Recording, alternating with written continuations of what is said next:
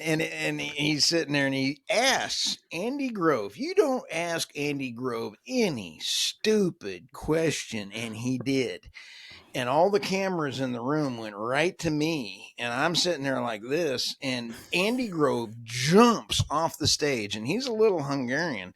He runs up and starts poking in my chest and goes, "Weren't you listening to my presentation?" And I'm like getting poked from one of the meanest CEOs on the planet that you don't mess with. "Weren't you listening to my presentation?" And I'm doing this, Christian. I swear, I'm doing the perfect guy on the runway. I'm doing this. I got this on. Yeah. I'm For your podcast listeners, I'm waving like a stewardess pointing to the wing, and they walked him out that evening. He was gone. Oh You don't make that dumb. And so at the replays, I saw myself doing this. Everybody thought that was one of the funniest things they'd ever seen, was me being Mr. Teflon.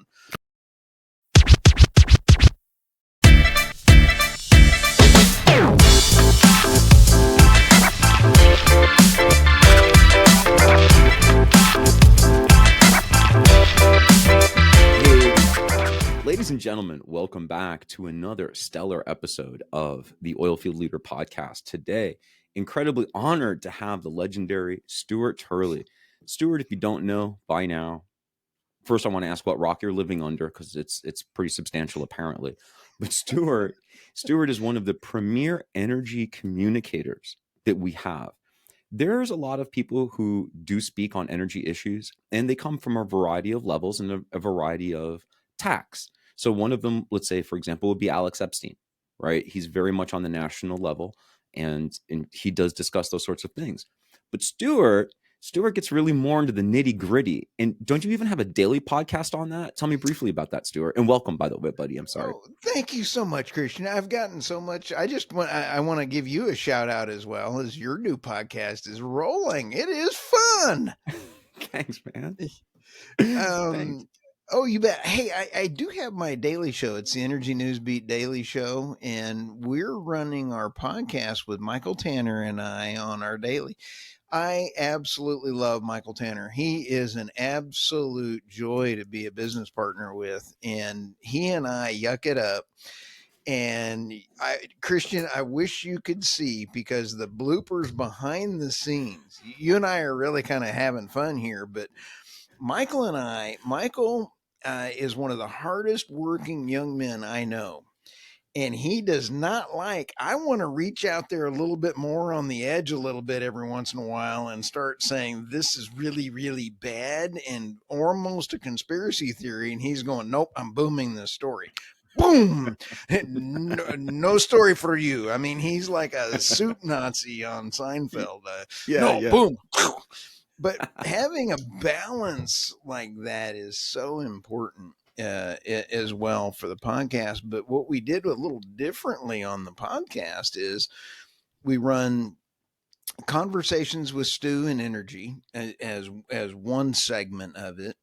We do the deal spotlight, where we strip apart oil and gas deals, and we're now branching out into either renewable or other types of deals, because it's energy. We've got to get the lowest cost kilowatt per hour to everyone on the planet with the least amount of impact on the environment, right, without printing money. It has to be fiscally responsible. And why can't it be renewable or recyclable? Anyway, sorry about that.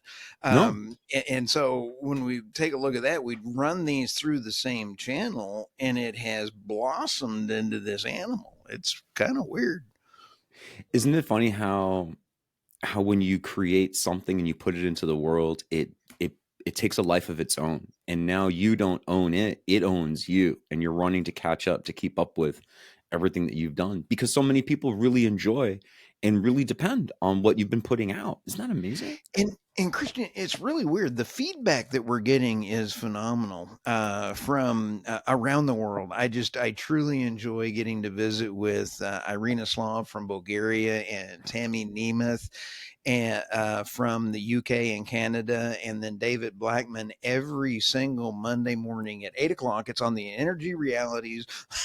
Sorry, I got to give a shameless Run plug. it, run it. And they are phenomenally humorous, great people. And then I get to visit with Ray Trevino on the Crude Yes. Truth all the time. We have our own podcasters. The three podcasters walk into a bar, and I never thought I wanted to retire and be a college professor. That has gone by the wayside. I'm having way too much Much. fun being a podcast host for the Daily Stand Up, for Conversations and Energy, for the Energy Realities, and for being guests on these kind of things, and having way too much fun to go lock myself into a controversial kind of environment where I would be the odd man out because I'm too old to care what people think. I'm going to say what I think should happen. Right. No, you're absolutely right, Stuart. And listen, and I'm not going to say, not for me to put words in Jordan Peterson's mouth. However, Dr. Peterson said the same thing. Why would I want to be a faculty member at University of Toronto where I can Right. maybe see 1,200 students a semester, or I could Yep. be on YouTube and I could affect 12 million people in the same time frame, which Isn't that is a nuts? better. Yeah. Yeah. And I'm just so blessed to be able to share without my team. And Christian, we were kind of laughing because I am a bit of a disaster. The number one job my employees have is to keep me from looking stupid, and that is a full-time job for a lot of people. Um, but Yes. the amount of volume and reach that the podcasting has happened, Christian, is because of the media has done it to themselves. Those chowderheads have now lied. They're lying. They're doing bad things for humanity. It's not about fossil fuels versus renewables. This is a humanitarian issue. And if you're lying about things, I got to interview, oh, Dr. Patrick Moore. And he was the founder of Greenpeace, co-founder of Greenpeace, and then also just got to interview a couple other folks. And one of them, his name's escaping. I'll find it here in just a sec. He was really, really cool, and he found like 20 sensors in the Antarctic that they were falsely manipulating the data. So they're saying it's the hottest year in global history. I don't want to get your show cut, No.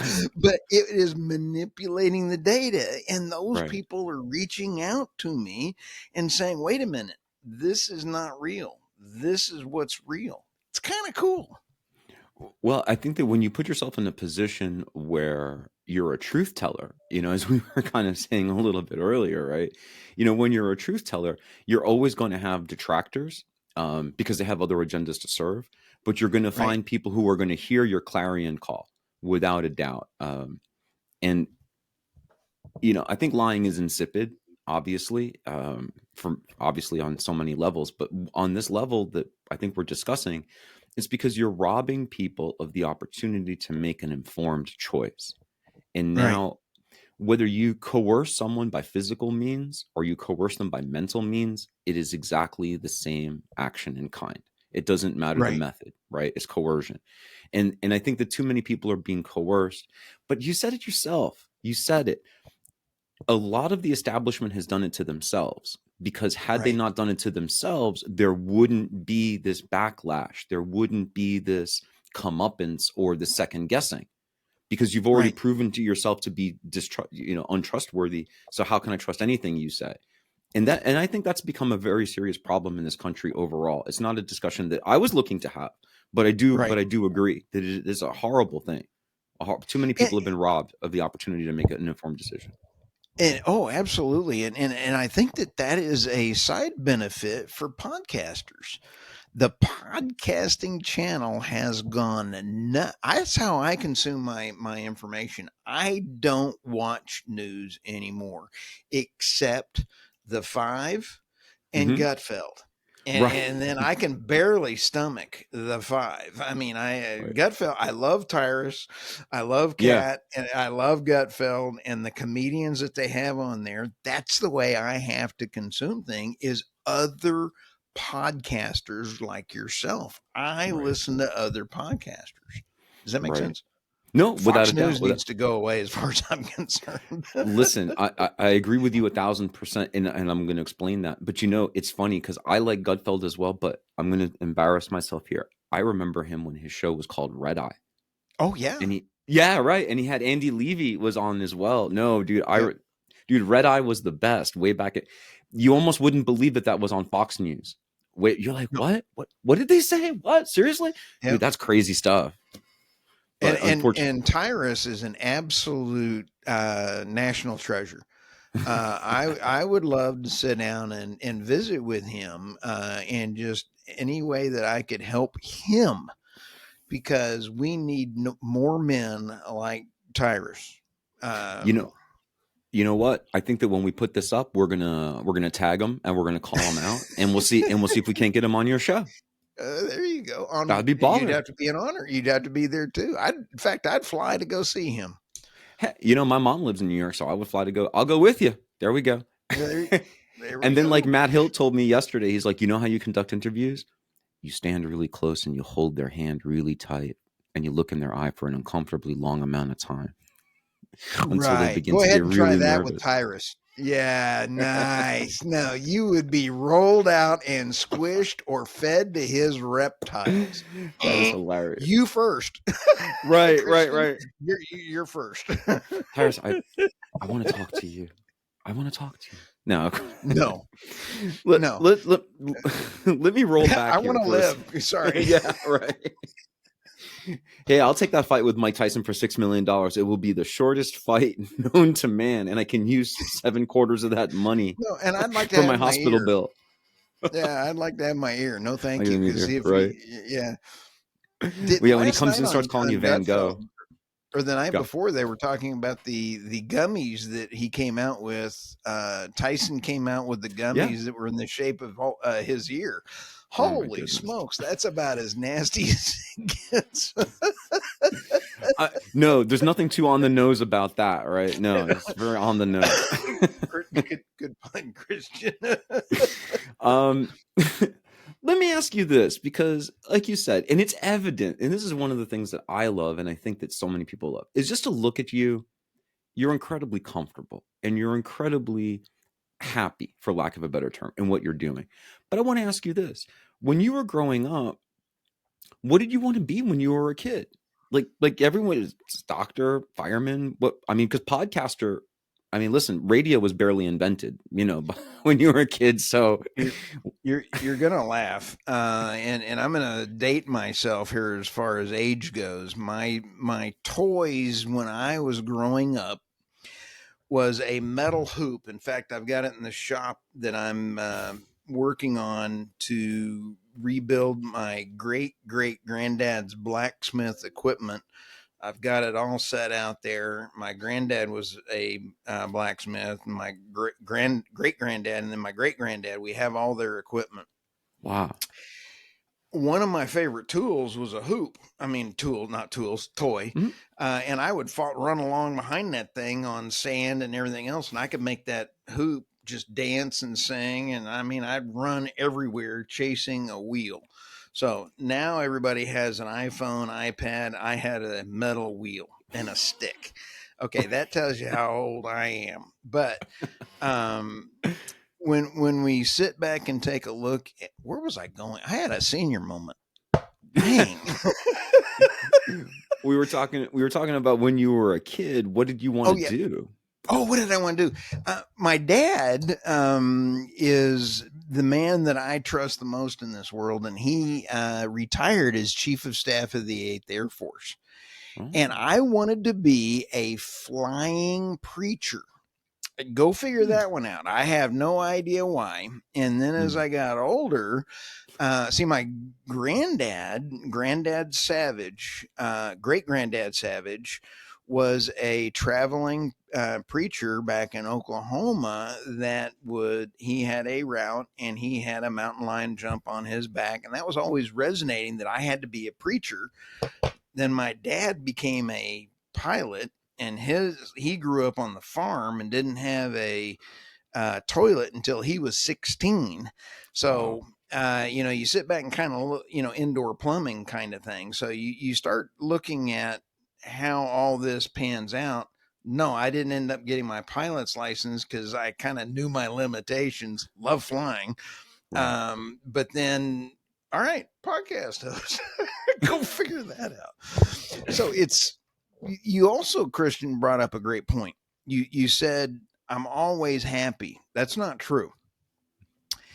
I did not know for years that there was a thing called extrovert and introvert. And that's what I am. I have a real problem. And that is, and besides being a bonehead, and you and I were laughing before the show.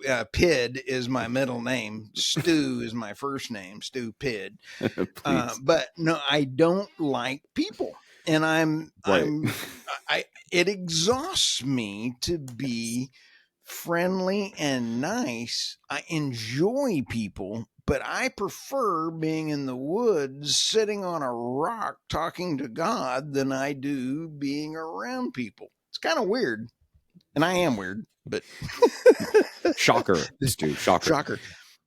At Nape Christian, we went to Nape with Ray Trevino, David Hmm. Blackman, Michael Tanner, and myself, and then we had 32 podcasts that we did with executives like JP Warren, and we had Keith was there, and I mean he helped carry things. I love Keith. Keith Stedler is He is awesome. just a class act. Yes, he is. And so we're sitting there and we had all these interviews, and it was phenomenal. I was wiped out. I got home, and it has been so many years since I went to bed at 5 that Friday afternoon, and I didn't get up until 6 the next morning. For me, that never happens. I'm up Hmm. at 4, 5 every morning. I'm working, so no, I shut down as soon as Right. I get done. I don't like.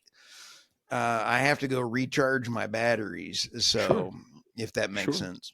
No, no, without a doubt. Actually, I think there's an old Japanese saying, something like "speak for one day, retire and read for three." Something like that, right? Because I mean, you need to back I'd up. be You good need to, with that.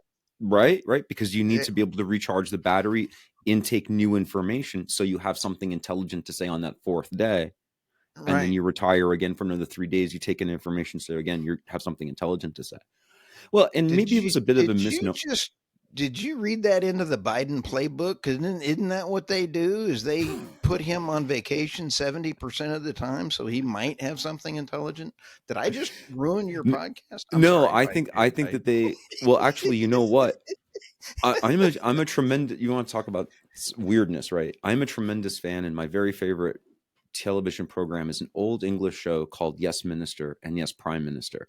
Oh, And when nice. the main character becomes the prime minister, they're discussing something about, so his principal private secretary of the prime minister and the head of the civil service are having a discussion, and they say, well, what are we going to do with the prime minister? Well, we're going to send him off on an international junket because he does less damage out there than he does over here. When he's back in the country. So so just put that out there. But I do think I can see the thread though, because again, you were following in your familial footsteps, right? In your family footsteps, right? Your dad was a pilot and Right. your grandfather was a preacher. So I can see how you would put those two ideas together. But when you went to university, what did you study? What was your first idea as a major? Like Okay. English major, say? I went to Oklahoma State University. Loved my time there, but way too much. I graduated with a very low score. I mean, a very low GPA, and I finally got that covered up with a MBA from Oklahoma City University and got a Yeah. 4 point. So I love Oklahoma. and but I am a Texas resident, so there's a Tex Oak here with going about that. Look out, everybody. Um, Now, here's an odd piece of this puzzle of how I got into energy as well. My Hmm. granddad, on my mom's dad actually was one of the chief geologists who's responsible for the main discovery of the North Slope. Wow. He was the world in charge of world discovery for Sinclair, and he went and he was up there. I've got pictures of him off those old helicopters where they Nice. look like they're mash. They're coming in. Yeah. He's up there working, and he said, "Guys, we've got to buy all the leases up here we can.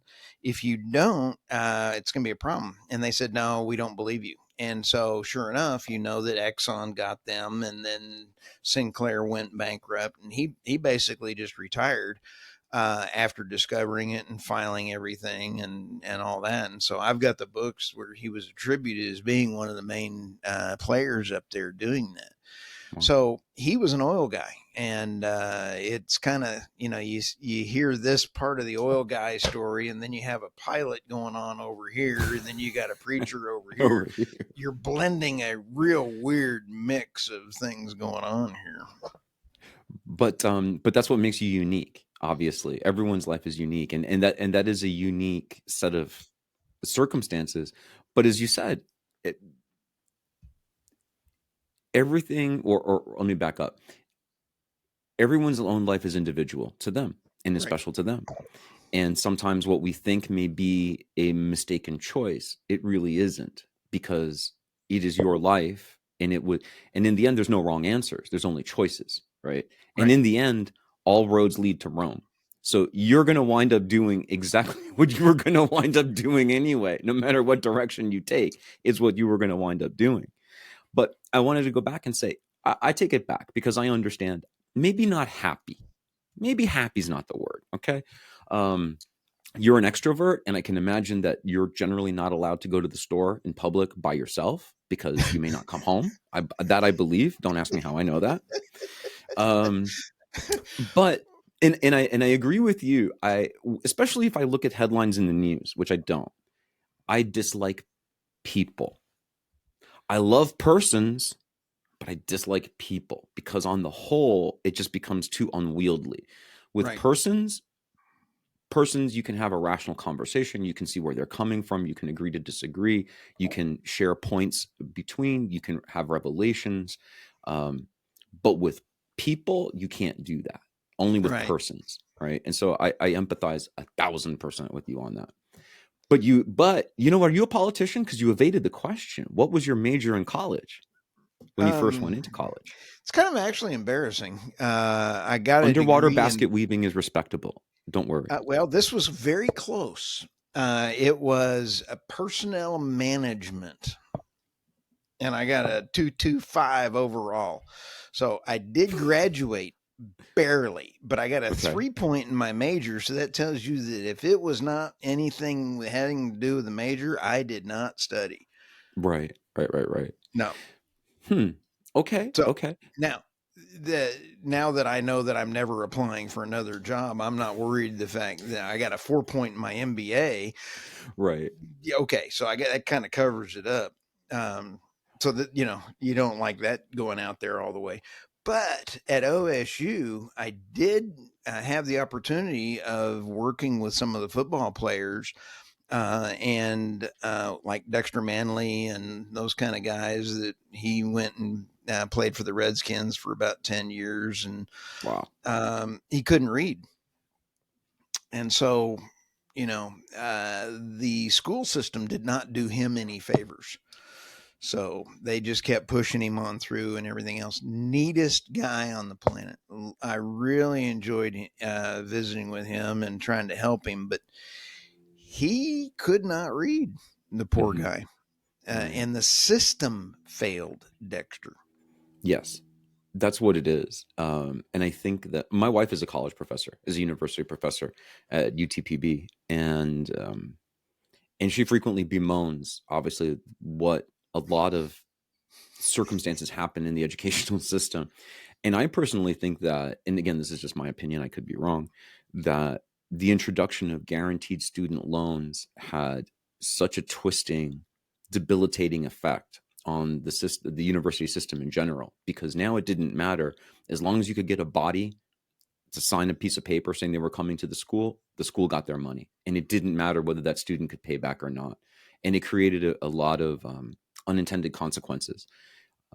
Or maybe they were intended because you want to give someone the credit of being that Machiavellian that it actually is an intended consequence. But then it begs the question, to what end? And those are scary questions. Like, why would you want an entire populace to be uneducated and then saddled with debt? But that is certainly not the direction I was going in. I was like, I'm over here calculating, wait a minute. Right. Listen, sometimes I don't even know how my sentences are going to end, so don't worry about it. I'm right along with you. If you're wondering how it's going to go, so am I. That's how we get along. So let me ask you that, and I understand. I believe that I understand, because as painful as it gets sometimes, we're still people, right? We like interacting with people. We draw a lot of energy from people. We learn a lot from people. And I think that's one of the things that we certainly have in common. But my question is then, how did you move more squarely into the energy space? And what was your first That's a good slice question. of life in the energy space? Great question. Got to work for a group. One of them was working with RFIP out of Oklahoma City, and love the folks there. They are just phenomenal folks, and was able to help work on the data side, bringing in well pad data from the well pad to the distribution, or from the well pad SCADA systems into the accounting. And so you had to bring the data all the way through. Oh, So that neat. kind of got me really hooked on. But in order to get to there, I had to have the technology background, and I got that from working at Intel for 12 years in their networking, and then their group, also working with the group that is in the reseller channel, and then had resellers that were actually building supercomputers.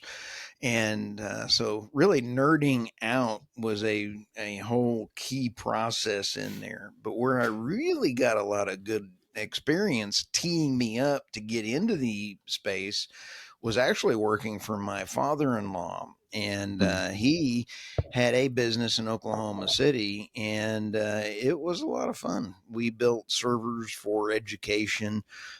We built wide area networks and local area networks and all that other kind of stuff, and data centers. And I really learned a lot from working with my father-in-law and in that business. But when the business sold, he said, Stuart, I would have never sold this without you. That Mm, was the best part of my entire career right there, was helping the family sell their business, if that that's makes sense. wonderful. No. Of course. And so you were at Intel for 12 years. Was Andy Grove still there when you were there? Oh yeah, yes. Yeah. He was a neat guy, and one of my coworkers was absolutely an idiot. Speaking of idiots, I mean, this guy, Andy Grove, was a no nonsense Yeah. guy, and we're sitting there in this big meeting. I mean, there's 3,000 of your closest friends in this thing. And You're so good. he's sitting there, and he asks Andy Grove, you don't ask Andy Grove any stupid question. And he did. And all the cameras in the room went right to me. And I'm sitting there like this. And Andy Grove jumps off the stage, and he's a little Hungarian. He runs up and starts poking in my chest and goes, weren't you listening to my presentation? And I'm like getting poked from one of the meanest CEOs on the planet that you don't mess with. Weren't you listening to my presentation? And I'm doing this, Christian. I swear, I'm doing the perfect guy on the runway. I'm doing this. I got Teflon. Yeah. For your podcast listeners, I'm waving like a stewardess pointing to the wing The exit. side. And they walked him out that evening. He was gone. Oh You don't make that dumb. And so at the replays, I saw myself doing this. Everybody thought that was one of the funniest things they'd ever seen was me being Mr. Teflon. So instead of calling me Mr. T, like being the bouncer, from Mr. T that I love on the A team, Yeah, no, yeah. I was Mr. T, Mr. Teflon at Intel. Right. Oh my goodness. Dude, Weren't you listening to my presentation? oh Hell my yeah, God. I was. He didn't. Hell yeah, I was. Not that I'm stupid, but I'm not retarded. Of course No. I'm listening. Oh No, my and God. then Dude, that's and then brutal. like years later, you get Intel was a great place to work. It was tough though. They I actually bet. expected results. Right. Right. Right. It's hard when you find people that actually expect that, right? Right. Oh my goodness. No, and I mean, not to go here either, but man, visually, when you were telling that story, I was even thinking of Saddam Hussein. You know, remember when he would start reading out people's names and then they would come and just pick them up and take them out of the audience and you never saw Ooh. them again. Oh no. Dude, that was bad. Holy cow. No, I'm not going to a Hillary concert. Is that what you're saying? No. Right. Yeah, I'm not. Yeah. No, Not doing that. no, So, no. so, Sorry, so 12 years we at may have to have Intel. that cut out. No. Listen, how you can't muzzle you. That's like putting a piece of lace or something over the Mona Lisa. Why would I do that? I couldn't do that. No, but I am the kid that has to have a pork chop on it because I'm so ugly. The dog wouldn't play with me unless the pork chop's hanging on me. So, But somehow you manage to just infect everybody at the same time. How do you do that? That's a very now interesting you're calling me dichotomy. COVID. I'm the COVID of the podcast world. Nice. Something's happening, folks. I think something's happening. You're too much, Stuart. You're just no wonder. God. You know, one of the Oh fun Lord. All right, things, let me Christian, try to bring this plane back on its oh no, flight path. don't bother. And one of the fun things is that, like I just interviewed Doomberg and Chris Wright from Liberty Energy, Right. and you mentioned Alex Epstein, and Yep. I've interviewed him 3 times, Nice. and you sit back, and all these guys that I've gotten to interview all over the years, they come back. So Mhm. Christian, it is kind of fun to have a fun conversation with people that CEOs like coming back. It's A, Right. because of the traction, B, because they have a great time. And people Right. want to listen to something funny of value. Right. I agree. And especially with CEOs, because I've had a few on the show and I have more coming up. And well, first of all, as people, thank you, sir. As people, we're always so put on. I mean, forget being the CEO of a major company, just even being a husband and a father. Yep. There's so many demands on your time, so many things that have Ugh. to go right. And if you're not doing it, it doesn't get done. And then you fold in being the head of a large corporation, and then you fold in that some people don't like those industries, and these people are constantly feeling put upon, and that's not something that I try to transmit to my guests that you may have seen, right? I'm not here to make you look bad. I'm here to give you an opportunity, like you said, to relax and to have fun, Right. because if we don't do that, then what is everything? Everything is a knife fight. Why would I even want to entertain anything like that? That makes zero sense to me. The world is No. combative enough without me adding to that. Exactly. And people consume Christian their content differently now. Hmm. I'm traveling between Abilene, Dallas, and my other place, and so I'm always driving. And I, rather than listen to things, I'll plug in your podcast or I'll plug in somebody else's and listen to those. So, having podcasts has changed my content. Hmm. How so? Do what? How so? How has it changed your content? Well, I don't watch mainstream media anymore. There's Right. no way. In fact, but part of my problem is I also read 2 or 3 hours a day. So, you Why is that know, a problem? In what sense? well, I read from everywhere all around the world, and I sleep maybe 1 hour a day. Oh, that part. I got you. Okay, okay. I was wondering how you got to how you looked, but now that explains it all. So Yeah, there you well, go. yeah. There you go. My brother in Actually, Christ, you need it's more a comb sleep. over. You need more sleep, my brother in Christ. Um, There we go. um, so no, and I can, and it's fascinating also because you had a technological background, right? When you were working at Intel. So it also, you see, all roads lead to Rome. And then you wind up running your own, basically like well, it's not mini production studio, right? Right, You have to get all the kit, you have to have everything, you have to understand lighting, you have to understand sound, you have to right. understand all those things.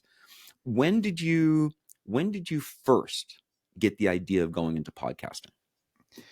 Well, to be honest with you, is when I was working at Intercom in Denver, and they were doing a podcast, and I was helping out with a bunch of things. Good friend up there, Glenn Parrott, and they were doing the podcast, and I was like, we need to really get into this. It is really kicking off, and they kind of dipped their toe into it, but didn't do it quite well. And then Michael Tanner reached out to me, and it turns out he had been doing a bunch of his own podcasts, and was trying to get a different avenue or to grow his podcast. So I got into it because of Intercom and Michael Tanner. So Wow. Okay. Okay. Fascinating. and Fascinating. Intercom had a wonderful investment, oil and gas investment conference that Hmm. I worked at with them for 3 years, and so that's where I really got the. So you got the RFIP side of the technical side and the oil pads and being able to bring in the data to from the SCADA to uh, the data center in the oil and gas company, and then you have the investor side of the house at Intercom. You can see now all of a sudden, Energy Newsbeat and Sandstone is kind of like we're right in the marriage between the investors and the energy sector, but um, it's not oil and gas; it's energy. Energy. Right. Uh, as a matter of fact, could you talk a little bit? No, and that's perfect. And I love how you walked right into it. You walked right into the punch I was about to give you. Explain a little bit about Sandstone and explain how it fits in that general picture. Like you say, like in a Venn diagram, it overlaps certain things. Can you explain a little Right. bit about that and how Oh, you you started bet. Sandstone? Yeah, Yeah. Sandstone is actually we have several sides of the business.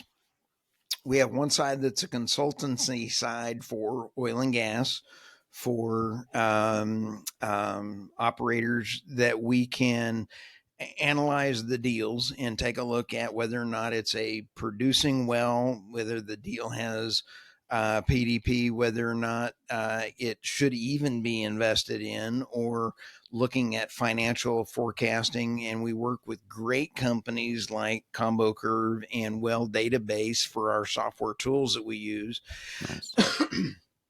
And then we actually work, get down into the weeds and trying to put the disparate systems together, because in the oil and gas space, Christian, they've never done a great job integrating things in, and they're Right. using legacy systems. And so your investors have to know what their production value is, and the Hmm. CEO can't tell them that if the technology isn't there.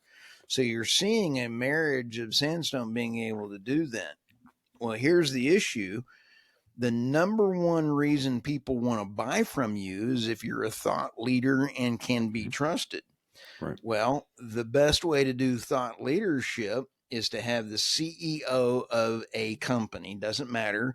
This is a tried and true process over my whole life, is that you take a CEO, you drop their thought content and their thought leadership into different markets and fans.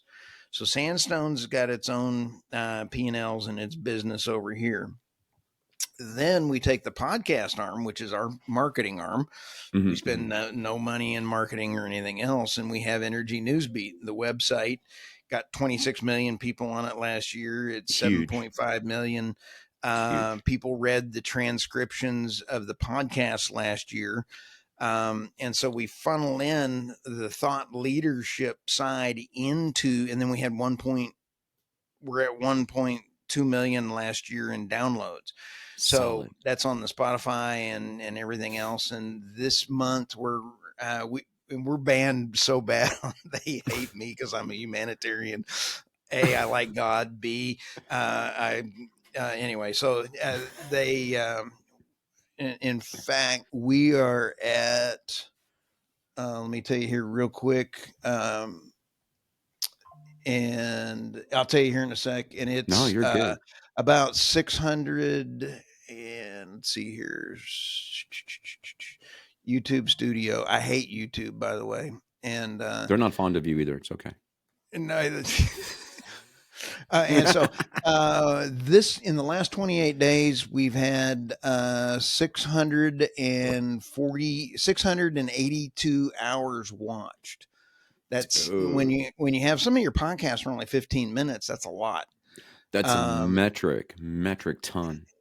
That's that awesome. is. I mean, and so and that's only one place where we have all of our content. That's not even where most of the content is consumed.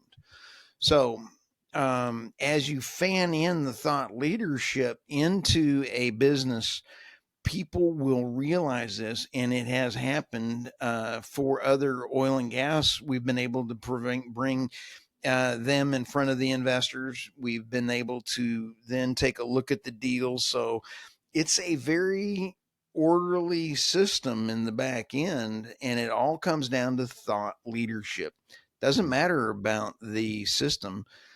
Christian, nothing that I'm doing is rocket science. It's just, but the algorithms have changed dramatically, and you have to be able to get around them. Right.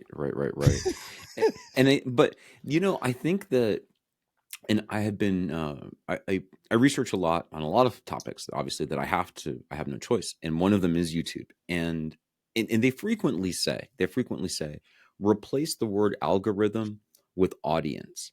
That's what they frequently say, right? Because if the audience is interested in what you're doing, well, more people will watch your videos. They will share the videos and they will do that. Okay, And I Christian, think that sounds like a marketing slang. I'm sorry. Change the word algorithm for audience. that is what they're saying at YouTube. Okay. That's what they're actually saying. The head of YouTube actually says that. So, but I'm taking this again. Is this the same one that puts the UN warning disclaimer on all of my stuff that says the climate change is actually real? Is that the same I think he guy? personally did that. Yes, I think it's the same guy. No, of course. You want to make sure. Oh, I'm with you 1,000%. Right. Because when you go and egg someone's car, you want to make sure you're egging the right car. No, I get it. Exactly. But the stuff that you do, going back to something you said earlier, is really important, and people are seeking out your content and they're seeking out your information because, like you say, you're marrying thought leadership with other things that people are not doing in this market space. And like, is it right? Like what I'm doing, what you're doing to a degree is not rocket science, but what it is who has the stones to actually get up and go do it. That's the major defining line. I'm going to take this, when this is published out, I'm going to take AI and I'm going to have AI. I'm going to use you as my podcast host because you've got a much better camera appearance than I do.